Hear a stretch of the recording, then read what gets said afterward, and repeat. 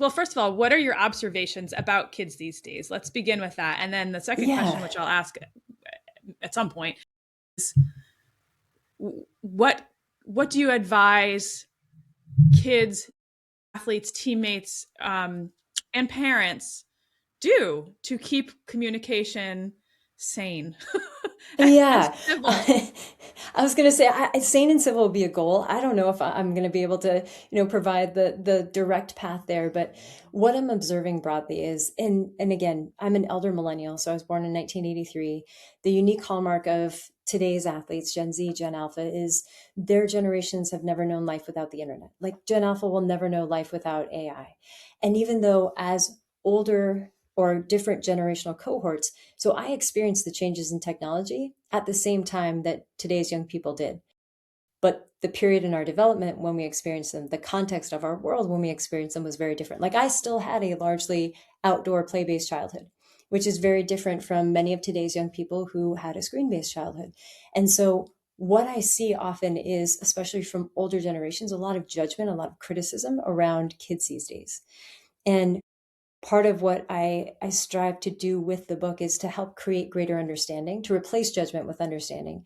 Because when we can start to understand that it's not that kids these days don't want to do certain things, it's that they, because of the context and timing of the world they grew up in, because of technology, they haven't had the same opportunities to get reps in certain skills that were much more innate for previous generations.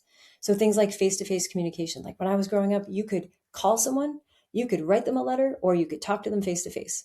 That was it. That was it for a Mhm. portion of my life. And it's like you couldn't text them, you couldn't slide into the DMs, you couldn't even leave them a voicemail. Like, so it's like, okay, answering Old machine school has now become answering voicemail, and machine, it went Betsy. from, yeah, it went from on a table to in our pocket. So much has changed, and I think where I see more barriers than bridges is when people make a judgment about a young person and then they don't take it as an opportunity to help develop a skill or to help that individual learn. They just criticize them for not being what they think they should be because, well, I have these skills. Well, why don't you have these skills? Well, I experienced the same thing as you. You did, but you didn't. And so, if we hope to reach today's young people, or if to teach them, we first need to be able to reach them. And so that's really what so much of kids these days is about. Yes, it's in a sports context. It's meant specifically for coaches. I cannot tell you the number of parents that have come up to me after sessions and said, I know that was meant for coaches, but as a parent, like I now understand my kid better. I have an adapted version specifically for educators because everything that we're talking about, these small shifts, are instrumental in creating the connection that optimizes the skill development, the learning, the elevation of today's young people, that starts to fill in that gap of what they didn't get because of technology so that they are better prepared to face the world that is going to come at them hard.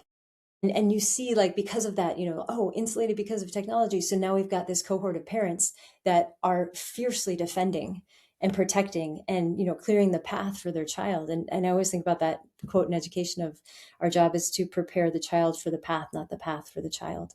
And so we Mhm. are very much in this kind of like pendulum swing of overcorrection and now course correction, but at the detriment and cost to many of today's young people who truly do not feel they have the skills and abilities to advocate for themselves, who feel that life is happening to them in or out of a sport experience versus having greater agency and ownership of their life experience.